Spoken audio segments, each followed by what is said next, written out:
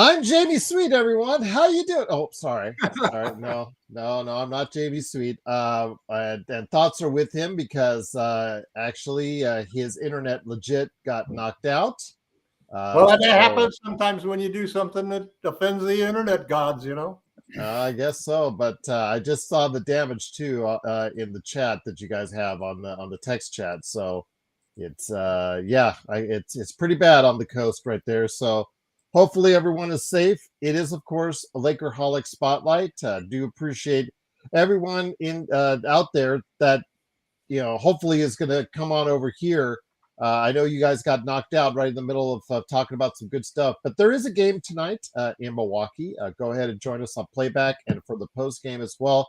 Tom, I'll start with you. I think he was the last one to speak, but when you guys got cut off, I think, was that correct? Or I can't remember. Okay, we'll just go off like that. But Tom, your thoughts tonight on Milwaukee with Giannis Antetokounmpo, and hopefully have they announced any injuries for them, or who has hangnail management or anything like that? No, I don't know. I don't know yet. So Giannis is going to play, obviously. Yeah, him, he's an obvious. I don't know about the Lakers. That's the part of the problem as well. Well, this road trip has been a disaster in many ways because we started it off with our worst game of the year, and we won a game, we're 2-2 now on the road trip, I guess. So yes, 2-2. We could win tonight. We could be 3-2 and go 10-4. Yes, as I predicted, by the way, if that happens. Right. We have the fourth best record in the West and the fifth best record in the league, and we're in the bottom third offensively and defensively for the advanced ratings. So we're a play-in team that has won a lot of games because of great clutch play and timing and all of those things that have to go with the basketball gods being on your side. So I think we're going to win tonight. I think they're going to build a wall to keep Giannis down, and it'll be a challenge to do that. But our problems come when we play good defensive teams because they cause us a lot of trouble. OKC really shut us down completely. I mean, that 10-0 run basically just sealed it. Milwaukee's not a good defensive team, so we should be able to handle them. Should be a good game. Good thing. It was good to see Milwaukee struggle and did they go into double overtime or was it just single overtime? Single overtime. They were playing for a long time last night. That's for sure. Yeah. My initial reaction was, what did the schedule maker have against the Lakers when they scheduled New Orleans ran back to back with Milwaukee? Yeah. You guys who've got jobs, you pay more attention to your calendar and stuff than guys who are retired like I am. There's so many games and they're happening so fast and early that I'm sitting here looking and my wife says, there's a Laker game on right now. And this was the game yesterday, or the Hornets game. I didn't even realize the Hornets game was playing that early. And I love these 5 o'clock games because then you can still watch a movie afterwards instead of, being up in the middle of the night. But God, the games have just been coming. So many games. We played 14 games already. Well, let me get L Rob back into this. L Rob, I think Michael did have a correct point. What is it with the schedule makers? Because this is the third back-to-back for the Lakers. Yet get this, L Rob, when they come home, they play the Utah Jazz, and then they play the Utah Jazz. But 5 days separates when they play the Utah Jazz the second time around in Utah. So figure that one out about how you had already 3 back-to-backs, but you have 5 days off between Utahs. It's stupid, ridiculous. That's crazy. And when you buy a ticket to a back-to-back game nowadays, I mean, that's a bad bet if you're a fan. Yeah, I kind of enjoy playing the same team twice in a row. I like that. I mean, that part I like, but to have 5 days in between, that's crazy. I mean, I enjoyed the San Antonio and Golden State little mini playoff battle back, playing each other twice That was pretty. Especially if the team that you're playing is a measuring stick team, it's kind of nice. Yeah, absolutely. I would have hated to play OKC back to back though. But to get back to your point, Gerald, I mean, all teams have quirks like that in the schedule, so it's just our turn to get it. I'm sure it all evens out at the end of the year.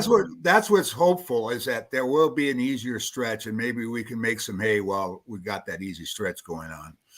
Yeah. Well, this wasn't exactly a murderous road stretch, though. We've done really good on a challenging stretch without LeBron.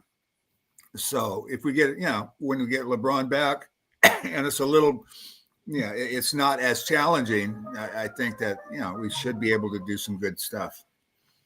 If Luka and Reeves could hit their threes, that would help a lot. Yeah, that would help a lot because they're both and Marcus Smart. Yes, and Marcus Smart, as Kurt pointed out in the chat. That's one thing with the Lakers. They're third best player on the Lakers so far this year.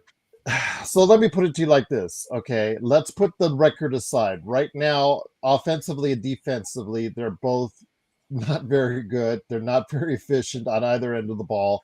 They don't shoot threes well. They don't defend threes well, and they don't rebound the ball.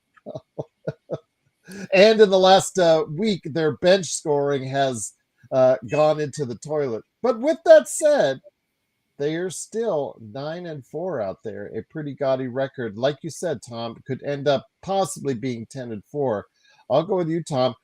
With all the stuff that's on paper and in black and white that says, okay, the Lakers shouldn't be a good team, how are they still getting it done? I think it's the coach. It always comes down to the coach and how hard the players play. I've never seen a game. I can't remember in my life seeing a game where the players played hard, but the coach wasn't responsible for that. Or the players didn't play, and that's a reflection on the coach. I mean, every team has dud nights and they go out there and they can't do anything. But those games that we won early and how hard we played and how well we played and how every single player on the roster at that point in time when we went through that 2-week stretch, every single player on the roster was exceeding his expectations.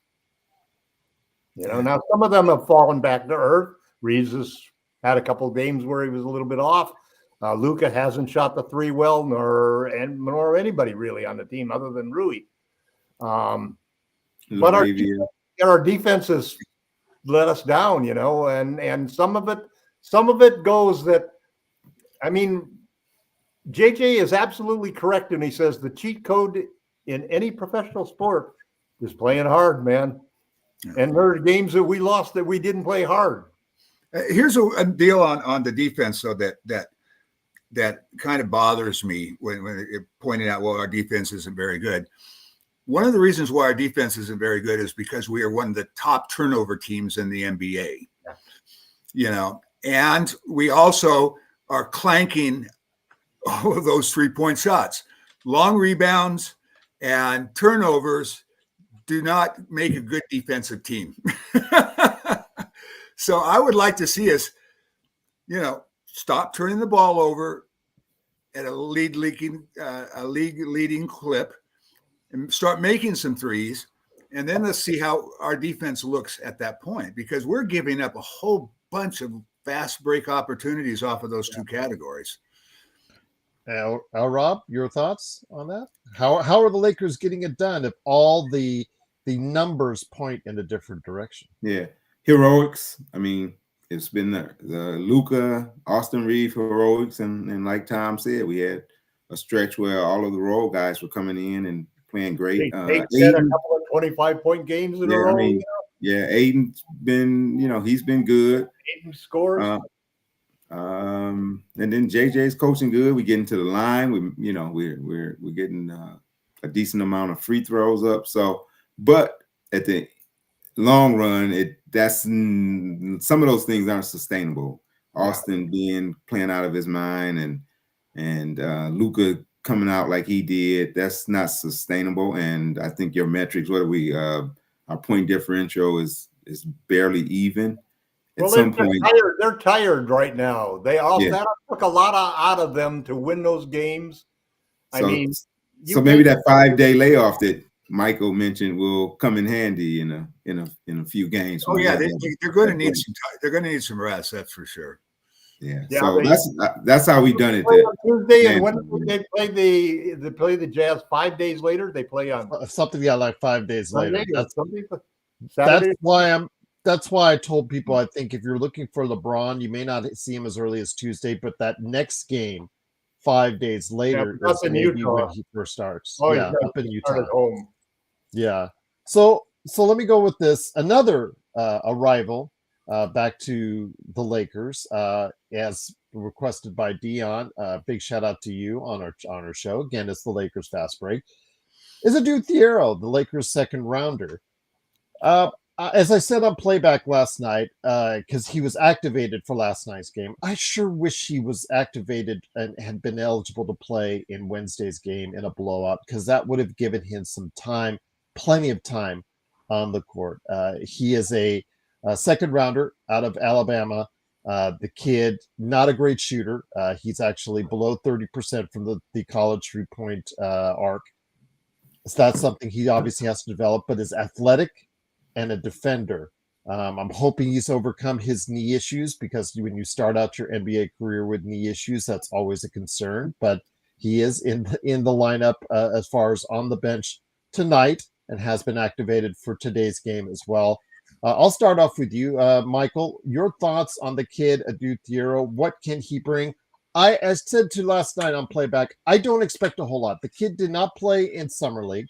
He did not play in the exhibitions. He didn't do much in training camp. I really don't know, or really don't have any expectations for the kid right now, other than to go out and just play, to provide some energy. He'll make mistakes. He's young. This is all going to seem fast, physical, more than he's ever seen at any point in his entire life. I'm just wishing the best for the kid, but I don't have much in the way of expectations, Michael, at least right away. Yeah, it's the reason why he was a second round pick was because of the knee injury. He was in most mocks in the first round. And, he is a first round talent that was hurt at the wrong time, because he got hurt before the season was over. His last college season was over. So that just kind of pushed his draft stock down. But he was being talked about as a first round pick. Mm-hmm. So just the athleticism alone, I've seen him on the tapes, and we don't have anybody that can do that. Not even LeBron anymore. LeBron's still pretty good. Don't tell that to LeBron. He'll try to wipe back the clock on you. Yeah, he might try to, because this kid can. This guy is a superior athlete, and if he can get his shot straight. But here's the deal: he's a little bit different from like a Bando, who's very athletic but can't really shoot. He gets to the rim really well, and he finishes in traffic, and he finishes with contact. So he's very strong. So it's not like it's his outside shooting that's going to be the issue for him to try to straighten out. His attacking the rim, his type of offense, he's already pretty good at that. He's strong and finishes through a lot of contact. So I've got high hopes for him. I'm really hoping, not so much next game, but I would like to see him making a real contribution by, at least after the All-Star break. Maybe down that stretch run, he might have had enough reps to really, contribute. Who knows? That's a good point. Michael. And again, as Kurt added in, OG Anunoby dropped in the draft due to injury himself. So, and you've seen what kind of career he's had. Rob, we're going to see if there's a sadistic side to JJ Redick. Odds that Adu Thiero checks in, and the guy he's checking in to go ahead and play defense as is Giannis Antetokounmpo. You think what the odds of that may happen? Whew, boy. If he is, I'm just going to say. What is Thiero weigh? What would the odds be? What would the odds be? How many minutes would it take him to foul out? Yes, but L. Rob, what do you say on that? If he doesn't, I think it's a very mean, but it's something that Elisa Drew would be able to tell his grandchildren how he checked in the NBA and he guarded Giannis right away. Now, did you say Bronny? Who did you say? No, I said Adieu. I said Adieu. Oh, the dude checks in and yes. Yeah, I mean, see that tall guy over there? Get him on D. He will definitely get the assignment if he checks in, if and when he checks in, and he will not last garbage time. He will not last long if that's the case. I don't think. I think we'll probably try to throw Marcus on him to start off, and I think that's going to be a foul. That's going to be some foul difficulties as well. So, if we, the thing I worry about for the night is the Bucks is a pretty good 3-point shooting team, and the only way you can slow Giannis down is to collapse, and those guys are hitting their shots, and so we need to be hitting ours too to keep pace with them tonight. Can't be having one of these cold nights where you're shooting 20% from 3-point range if we want to hang in there. Can everybody agree with me on just one point before we move to Tom? Wouldn't it be nice to have our 50% 3-point shooter get a couple more a game? I've said that for weeks. Rui needs to get a few more shots a game. Or even our 70% field goal shooter get a few more shots as well. Yeah, excellent point. You guys. Tom, your thoughts on Adieu Thiero? I had actually wanted to be honest with you, since the Lakers made 2 trades in that second round to move up to get him, I was hoping they would get Kalkbrenner. And again, that's just a me thing. Kalkbrenner has done well. He starts as the starting center for the Charlotte Hornets because they don't really have much there, but he's done actually a very good job. He's shooting 80% from the field. Getting rebounds and blocks for them, but he is a slow-footed center to say the least. Adieu Thiero brings a new type of dynamic to the Lakers if what Rob sees and envisions will ultimately pay off. I pretty much think I've looked at it the same way as Michael did. He's something that we just don't have that could be tremendous, and I'm hoping that I think they felt he was pretty advanced defensively, and that's really where they're really looking for him to make an impact. Vanderbilt is not a guy who likes to mix it up with the big guys and throw his body around, whereas Thiero is that kind of guy. He's going to go in there and he's going to be the most aggressive guy on the court. And he's looking to slam the ball down your throat, and he's looking to block the shot when you try to slam it down his throat. So, yeah, he's only 220 pounds and 6'8", so he's going against the 6'11", 250-pound Giannis Antetokounmpo. That'll be an interesting scenario to watch. Something to tell his grandkids for sure. I'll say again though, I'm rooting for the kid. I really want him to succeed. I'm hoping he'll have a fair enough jump shot that he'll develop over the time that will allow him to do what he does best, because he drives to the basket and gets fouls.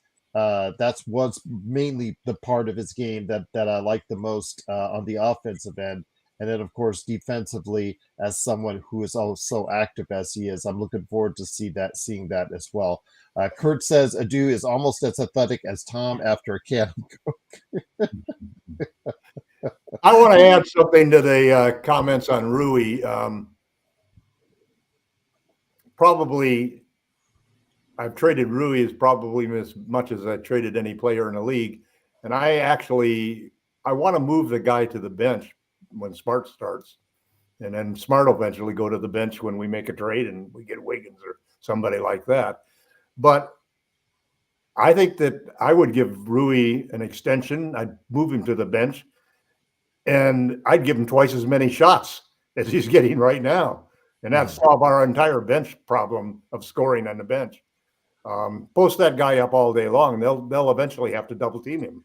He's going to kill people if he, I put Reeves in there. Reeves or Doncic is going to be in that lineup 48 minutes every game. And when they've got to do they put some lineups around Reeves in the last game that were horrible. I mean, he had Vando and it was like a horrible lineup.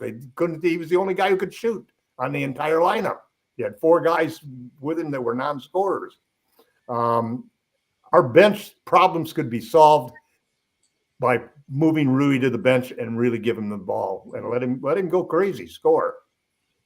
Be aggressive. Give him the ball 50% of the time. Make the other team stop that guy because he can be unstoppable at times. But man, if he stands around and waits in the corner, for a shot, he's a 4th option on the starting lineup. What are your thoughts, Rob, on this? As far as I like Rui coming off the bench. I think he'll bring some firepower. He'll give more freedom. Give him more money to make up for having to be a bench player. Yeah. I mean, it's logical because you need to keep Smart in the starting lineup for defensive purposes. So Rui's the logical choice, and he can up his usage rate and get the shots up and kind of dominate. Now, will he get the same quality of shots? Because he's getting wide open threes with Luka. Luka dragging everybody to him and drilling it to him in the corners. Mm-hmm. So he probably won't get the same quality shots. But even at 40% with a higher volume, that's still what we're looking for. So makes sense. But one thing's for sure, he needs to get more shots. Yes. So however JJ figures it out, he's got to get more shots. I mean, that was one of the things to me with the OKC game. As great as Luka is, sometimes his greatest strength can be his greatest weakness. He can overpower a guy and 2 guys, but games like that, just give it up, Luka, and let everybody else get involved, especially early. He's shooting 4 threes per game. Yeah, that's the part that's has to change. The ball movement has to get a little bit better than it's been. Well, Lucas also slows the game down in half court horribly, man.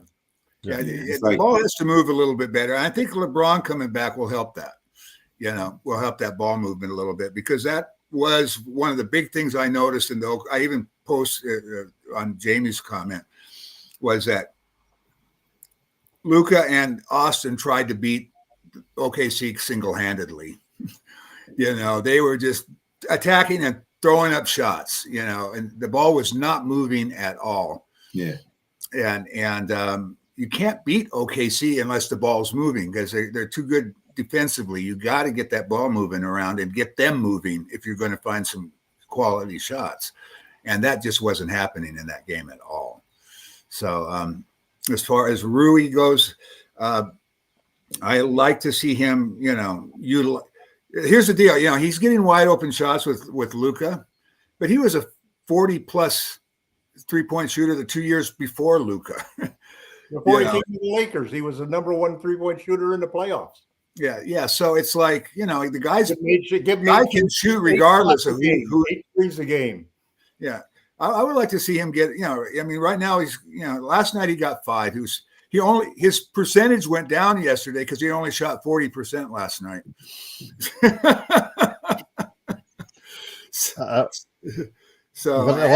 And the other thing about it is he might be the best mid-range jump shooter in the NBA. You look at his he's shooting 59% from the floor, and he's not a big. He is a jump shooter.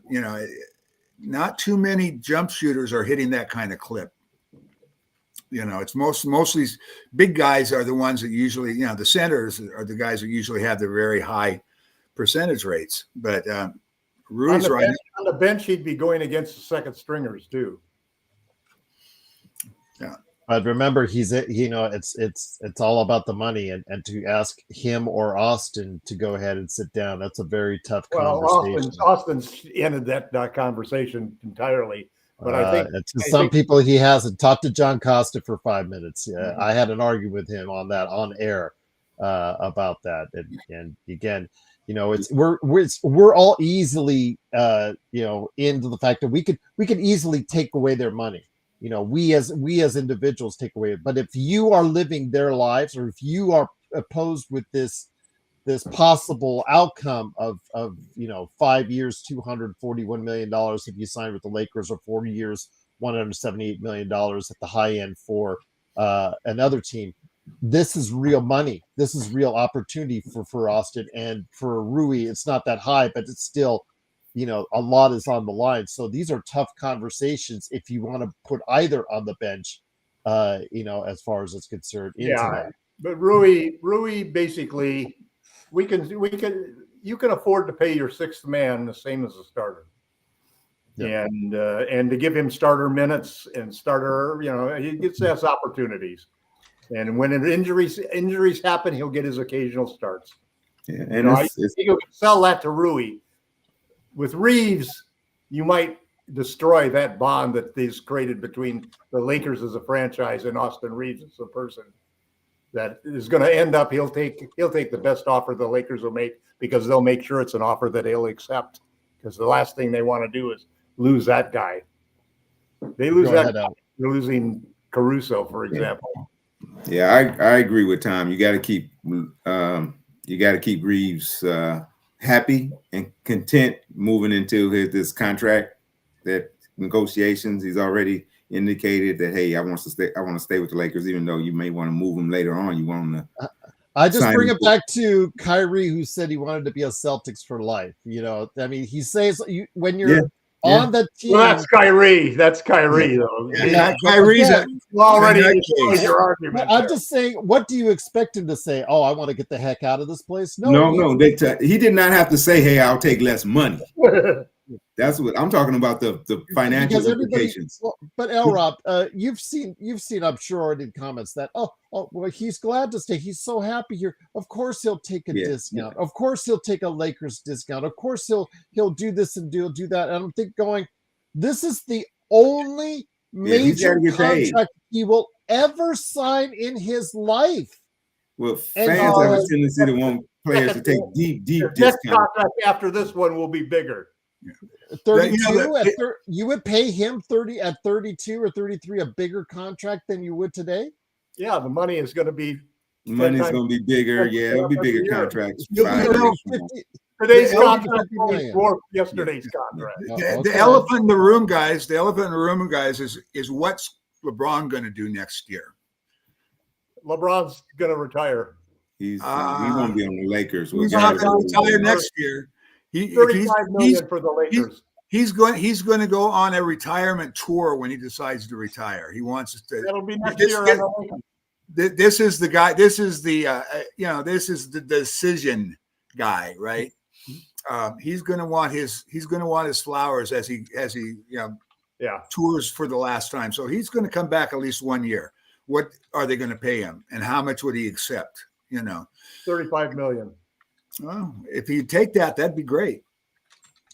So let me ask you this, guys, because there's a couple guys we don't talk about normally on the roster that you're going to have to make a decision about. And I'll start off with you, Michael, when it comes to what do you do with Maxi Kleber and Gabe Vincent? What do you do with those guys? Well, if I could trade them for value this year, I would do it. Well, you only have this year because they're both expiring. If there's no trades for them, then they walk next year. I don't see us bringing either one of them back. L-Rob, you feel the same way? Absolutely, very low value. Maxi Kleber has he done anything at all as a Laker? I mean, I know he's been hurt a lot, but his numbers in Dallas the last 3 seasons. Yeah, there's a reason he was thrown. Dallas made the Lakers take him as part of that deal. They wanted, I think it was because they wanted Max as part of the deal. That's why we got Kleber. But Tom, I know he's been a part. I know both these guys have been part of your trades as well. Is that correct? I think that there's two options for them. I think that the Lakers, one of the options that the Lakers have is that, and this is dependent upon LeBron not being on the team next year, because LeBron being on the team for $35 million changes everything. But right now, the Lakers have an option where they have about $97 million in non-LeBron expiring contracts, including LeBron's. They have only $17 million in contracts that would be eligible to be traded next summer with the 3 draft picks. So they have a serious problem that they need tradable contracts that are going to be in existence next summer if they want to do anything on that draft. And they'd have at least 2 picks if they use the one this year, or 3 picks. So those don't have to be used for superstars. They could be used for, for the Herb Joneses and all sorts of types of young players that are going to require some sort of draft capital as well as matching salaries. Who gives up those kind of players, though? That's the question. Well, here's the problem. For example, like, you could take the 2 players we're talking about. There's $22 million in salaries. Okay. Perfect matchup. It's a perfect match for Dylan Brooks. But you're going to have to throw some draft capital in there. Now, you might be able to give a second round pick. Might be enough. But you might have to use a first to get him. You want to get playing well. Why would they trade him? You get Wiggins, you're going to have to do a first, and you're going to have to throw another $10 million into the deal. And then any of these deals that are like 4 players for 2 or 3 players for 1, you've got to take back about $5 million less than you're sending out in order to have enough money to fill those slots with buyouts. And remember, buyouts were the key to this season. Marcus Smart and DeAndre Ayton. We need 2 players like that at the end of the year that teams that are on the second apron can't compete for.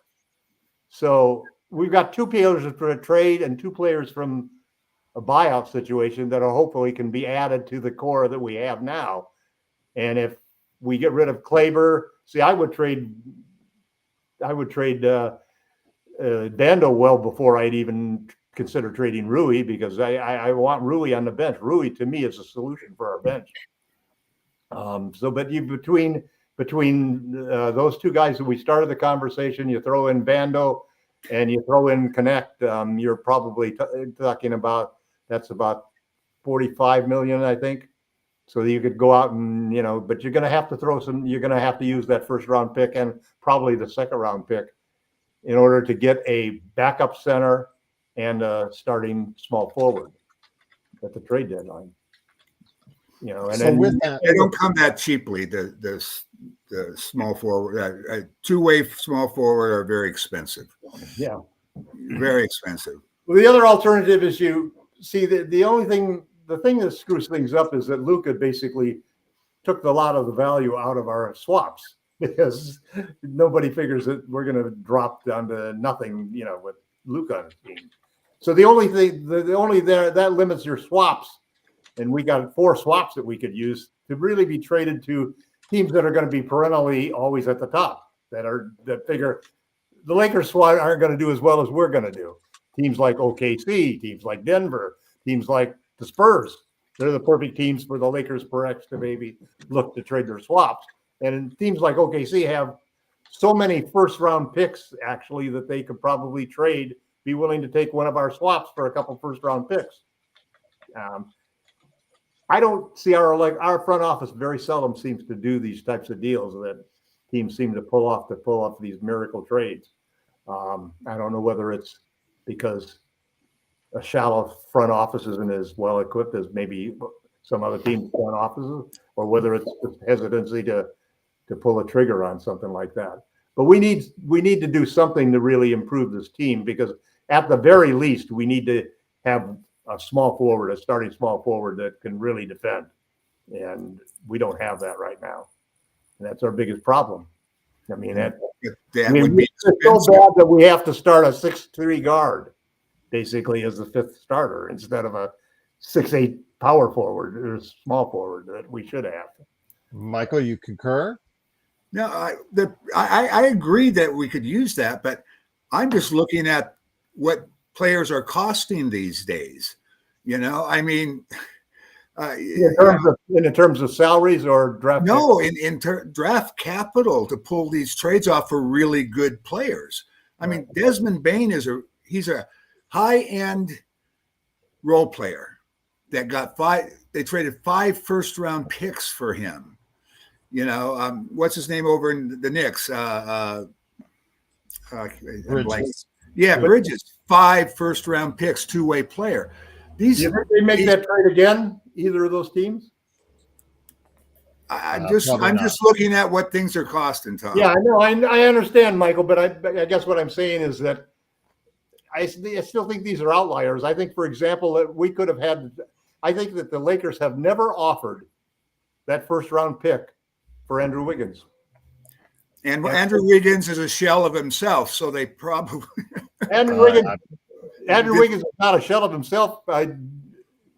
Look at his plus minus for the year, Tom. He's a good, solid player. Always worse with him on the court. You don't pay $26 to $28 million a year for a good, solid player. I just don't think it's a good value on the investment, Tom, to be honest with you. Well, he's not what he was 2 years ago. You know, no. He's had this is his third mediocre year in a row. Mo just had a podcast, and the subject of the podcast with this was the best career. This year is the best career in Andrew Wiggins' entire career. The best year. I'll bring that up. But let me get back to one final question for you guys. I think this is something we need to go ahead and discuss, because we saw this week exactly where the hierarchy is in the Western Conference. Oklahoma City made a statement against Golden State and against the Lakers in back-to-back games. Anybody in the chat earlier this week that already had the Lakers pegged for the finals, they got a dose of some hard medicine this past week with what happened in Oklahoma City. So, Rob, I'll start with you. The Lakers are a good team, possibly even a very good team, especially when LeBron comes back. But I think there's still a gap, as we noticed earlier this week. How big of a gap do you think that really is? How wide is the Grand Canyon? Which side? It's a pretty wide gap. Or is it the width that matters, or is it the depth? In this case, both. Yeah, OKC, but it's not just a Lakers thing. You know, it's they're doing that to everybody. I mean, their point differential is off the roof. Guys know they roll. They've been playing together. They all buy into the system. They got 2 bigs. They check all of the boxes, and they're doing all of this without J-Dub. So, yeah, Lakers ain't beating OKC, and I can't see anybody else unless some major injuries or something happen. But I like to see Denver. I mean, can we get up to Denver's level? I don't know. I haven't watched Denver closely yet this year. I know they're playing good. I know Joker is one of those guys that can elevate his game, and as a big, that can be some challenges against for OKC. And I know they had a great battle last year. But yeah, as far as the Lakers go, yeah, you see the hierarchy. It's still OKC. It's Denver. We'll see what Houston has. I know they had some guys banged up, but they're still. Just because they have more young athletes, I would still give them the nod over us. But I would like to see how we match up against them. So that's the pecking order. I mean, the Pistons are playing really good in the East. Everybody they throw out there. I mean, it was kind of like the Lakers were for that brief moment where everybody played well when they got an opportunity. I mean, these guys, I don't even know on the Pistons, and they go out and they like, hey, we've been alone. We've been waiting on our opportunity, and they go out and get it done. So I would like to see a team like them match up with OKC just to see where they're at. Not saying they can compete with them, but just as a measuring stick type of game. Michael, your thoughts? Again, I only have one team right now, even with the surge by Detroit. And again, 9 in a row is nothing to sneeze at, even if it's in the Eastern Conference or whatever you said. They have to play the game just like everyone else. Very impressed with that. But I feel that right now it's OKC and Denver and everyone else. I think we can match up with Denver at some point once LeBron's back. We keep forgetting that we've been playing without him. And we're not going to really know what the team's going to be like until we play some games with him. So OKC, on the other hand, the only good thing about OKC is all their extensions start to hit next year, and they're not going to be able to afford to keep everybody. Yeah, but the thing is, though, let me just interject with this, because that same point was made on last night's post game. But I bring it back to you on this. Like next year, do you guys realize they have 5 first-round draft picks next year, including 2 in the lottery? 2 and So everything, now those, they keep the foundation, but everything around the tree is going to be moved around. AJ Mitchell, they keep in there. He's a star in the waiting, and he's on a very cheap contract. You can move out of Caruso, Hartenstein, Dort, whatnot, but you're getting multiple opportunities to replace them. We can't draft that many guys, though. I mean, they got too many guys under contract unless they just want to cut some guys. Well, I'm sure Presti will make the right move, but I'm just giving you the lowdown that they have the chance to continually reload year after year after year. They're not even finished with the Clippers deal, with the Paul George deal until 27. They have swap rights with the Clippers on that one as well. Yeah, I'm just thinking that, I mean, the only thing that you can hope for against the Clippers, I mean, against the Thunder, really is major injuries to key players. Breaks his leg is about the only thing that would save us. Yeah. So but I mean, you get into like you never know. That's why you play the games. You never look at last year when everybody thought that the Thunder would just roll through the finals. Roll through the. They had shootouts in the final Western Conference final, and then a shootout against the Pacers. And who knew what would happen if Halliburton hadn't gotten hurt in that series for the last couple of games? So you play the games for a reason, So I think it's just try to get as high a seed as possible.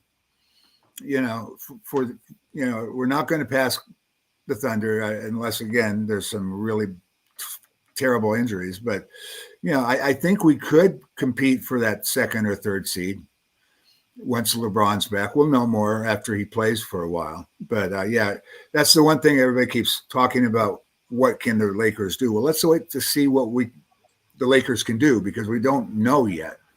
Yeah, it's a long season. It's a long season. Anything can happen. I agree with you, Mike. Yeah. So, they're the best team, and you never know what happens. There's been best teams that have been bumped out of not even making the finals before. So you never know. And talk to Golden State, 72 games. How did that go when they won? So yeah. Tom, your thoughts? Just wanted to give everybody an update before we head out, so I don't forget it. Rui Hashimura will not be available tonight on the second night of a back-to-back because of left calf soreness, and Marcus Smart is questionable because of an illness. So no word yet. It's not good. No, but at least no Austin or Luka. Yes. So your thoughts, though, again. I'm in belief that there is a divide right now, barring injury or barring anything really going haywire. I see Denver right now as the only true competition. But again, it's a long season. Houston can develop even more because they've got the top offense that's out there. Detroit, as L. Rob talked about, Cleveland could get its act together. New York. I mean, there's also in the West, San Antonio with Wemby, if they start to put things together. There's multiple opportunities, including the Lakers, who get LeBron back, hopefully here in the not too distant future as well. I think that OKC is heads and tails above everybody at this point. And what's really scary is that they still have probably top 5 in the number of draft capital that they still maintain. It'll be interesting because it's almost like it's going to be another market that's probably as good as the buyout market, which is the rejects from the Thunder. Guys that don't make the cut, that can't be good enough to keep the new draft picks that are coming into the system from taking their spots. We may see that happen. I think the Thunder are beatable for the Lakers, actually, and I think the Lakers used to have the formula to beat the Thunder. And that formula a lot was Anthony Davis, was having 2 bigs and going in there. It may not be until next summer when we can go after Kessler and try to get him as a free agent. because I don't think that it's going to be tougher this year to get a team that's good enough to beat the Thunder. And I think that that may be a reason why we keep the pick, because we really want to go heavy for Kessler, try to get him in free agency. We have to become physical, and we have to become bigger if we want to beat the Thunder. That was our formula when we had LeBron and AD. And basically we were always giving them terrible trouble. Their center situation is good, but their centers are still not dominant rim protectors. They're not the kind of guys that are going to block the shots, or they're going to be able to deal with an elite front court. We need to have, and it's a big question in my mind, which is that if we don't have LeBron, all of a sudden power forward is the only way we could possibly keep and still be a championship caliber team with Ayton as a center.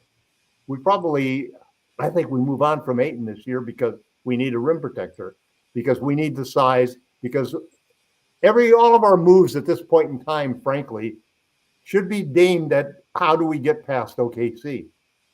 We want to be the kind of team that beat OKC. And if the Lakers don't have that in their forebrain as they're sitting there, as Pelinka and everybody is sitting there, and we're talking about the kind of team that we have to have, the way I want to build the Lakers, and what do we want to be strengthened, and what do we want to emphasize, and what kind of team and identity do we want to create?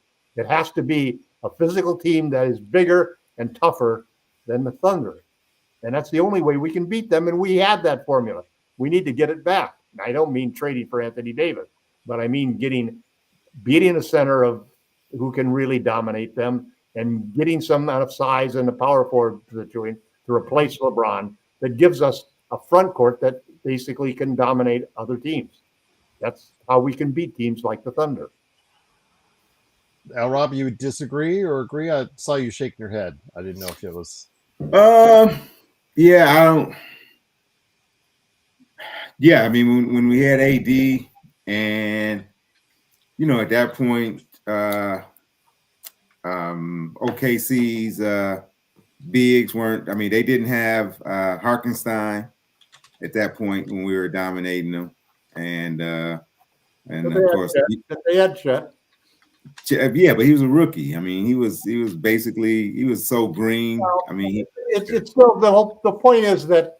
So it wasn't. I don't look at. That's not today's OKC when we were beating them. The front court is really where their weakness is. The center position really is where you can dominate them. Yeah, if I don't know if that's the case anymore though, Tom. I don't see a weakness at them in that position. I don't. I think with Hartenstein and teams, but there are a lot of teams that have better centers than they do. Oh, that I don't disagree with. Yeah, but I don't consider that a weakness with them. It's a vulnerability that. Yeah.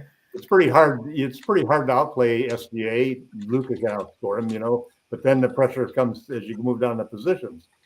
I think you need to have more two-way guys, more guys who can do everything. You don't need one big superstar. Not only do you need fewer one-way guys, everybody has to be a two-way guy.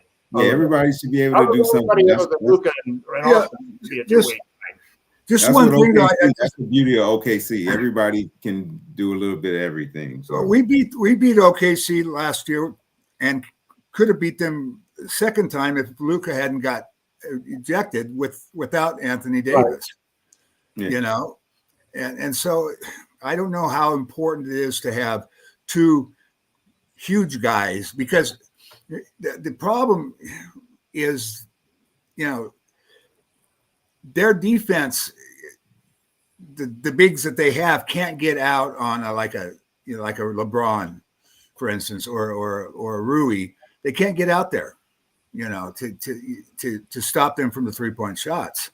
So yeah, I don't think it's necessarily a must to have 2 7-footers to beat OKC.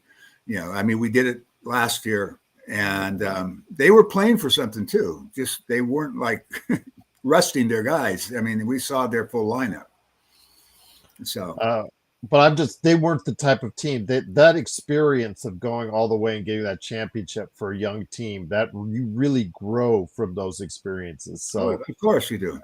And OKC, I think, has a lot of confidence coming off the other side. But again, we'll see. It's a long season, and hopefully a lot more Lakerholics shows to come. Don't forget, guys, the reason they're here is Lakerholics.com. Please stop by. Laker Tom has a ton of great articles.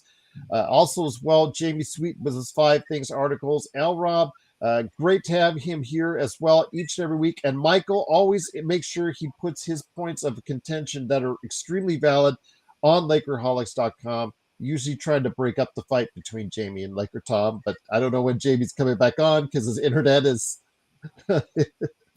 his internet's not good right now, guys, because that rain's coming down. But our thoughts are with Jamie and his family. I did see part of his what was that? Was his garage area or whatnot? That came down in the rain. So yeah, he had some issues, guys. But let's hope everything is safe over there for everybody in California. Before we head on out, though, super chat from Logan Messiah. Just build a team like the one Luka had in Dallas. Is that a good thing or a bad thing still in 2025, guys? L. Rob, I'll start with you, my friend, and before we head on out. What the team Luka had in Dallas? Build it like that? Yes. No, that team was not a championship team. I mean, we're talking about winning the championship, right? That the one he went to the finals with. Yeah. Nah, I mean, they seized the moment, but they didn't have to run into. I don't think they ran into a tougher team as OKC to get there, and they certainly was not even a match for Boston. I mean, they kind of dominated Luka. I mean, I know he was fighting some injuries then, but Boston. Jaylen Brown made him look very ordinary. So do I want to build a team like that? No, you got to be better than that. It's kind of telling too. It's kind of telling you watch these guys for Dallas now without Luka, and the guys that look like really great players aren't looking so great anymore. They don't have their setup guy. They don't have Kyrie either. So they don't have. They don't have anybody. Who are you talking specifically about? Shots all over the place aren't knocking them down anymore because they're not getting set up. Yeah. Well, Logan, but that OKC team that they beat then is not the same as it is now. That's a team, again, you had a lot of youth that really wasn't ready or prepared for the moment that now has gone through the ringer, so to speak, and has won a championship. And again, like you guys said, I mean, that team will be very costly once all 3 of those extensions kick in. But Presti has so many different ways he can retool the team around them that they can stay under the second luxury tax and still provide themselves with a quality chance of winning. It's absolutely crazy. But Tom, tanking. Yeah. They're not taking, but they're just watching. They don't need to tank. They don't need to. That's how they built their team, tanking. Yeah, tanking. You're right. The bubble team that they have that went to the playoffs immediately they got rid of and have been the benefactor of it since. That they laid out the blueprint on how you need to build a team with assets and winning within a reasonable amount of time going forward. But Tom, is that how you build a team? Is that around Luka? I mean, what are your thoughts on how you want to build a team around Luka going forward? I actually don't think that the Mavericks were a bad strategy. In a certain extent, I don't 100% disagree with Nico what Nico was trying to do. I think he just totally misread what value was Luka's value. But I really felt like the way to, there's been 3 or 4 teams now that are really going with this double big thing. And it didn't work out for them because of the injury situation and losing Kyrie like they did. And trading Luka was dumb. But I think that, and it's interesting because what's going to be now is probably, bigger than the buyout market is basically going to be the clean out by Mavericks, because AD is going to go somewhere, and Kyrie is going to come back in the middle of the season and go somewhere. And the word is that the Mavericks are looking hard, and the Spurs are looking hard, and the Warriors are looking hard at what they could do with AD, for example, or Kyrie. And that's going to change the dynamics a lot for the season too, because all of a sudden it's going to be the rich getting richer. It's not going to be another team joining. I think what's happened now is too many teams see that OKC is starting to stretch out their lead, and they want to make sure to keep up. And this is our opportunity to keep up. They're going to be very aggressive. I'm more and more thinking that the Lakers may be waiting till next summer, when they can both be trade partners for people and they pull off a blockbuster trade as well as getting a couple of good signings. But we still haven't seen what happens with LeBron. And I think that it's still only 13 games into the season, and we can see lots of things turn around based upon how players perform. Guys are doing good after 13 games. There's no guarantee they're going to do it for the rest, or no guarantee that they can't pick it up. So, we just have to wait and see. How fast will the Lakers respond, I think, will depend upon how well the team does after LeBron's back. But, you're talking about bringing, what is LeBron? He's still a top 10 player in my mind. I don't see 10 guys that Whoa. Top 10 player, Tom? Yeah, I still think he's a top 10 player. Was he a top 10 player in the playoffs last year? Well, I mean, that's the only time it counts. I mean, but regular season top 10 doesn't mean anything. You can be the top 10 player in a game easily, or not be in a game but still be the top 10 player. You got to look at the season that he had, and forgetting his age, and what he accomplished. He still was one of the top 10 best players in the NBA, in my opinion. Hey guys, I hate to interrupt, but I'm going to have to say aloha. We've ran over, and I got to get going. Yep. So have a good weekend, Michael. I think we all are going to have to get going. But you guys out there, please go ahead and check out Lakerholics.com. Michael Heinrich, L. Rob, Laker Tom, you guys been awesome talking to you. Our thoughts are with Jamie, his family, and everyone out there suffering in the rains on the West Coast. Truly appreciate it. Join us later today. It is, of course, on playback. We're going to have the game for you, Lakers and Milwaukee, and then afterwards, the best post game in town as part of your great Lakers weekend. Right here, it's the Lakers Fast Break. Go Lakers. Aloha.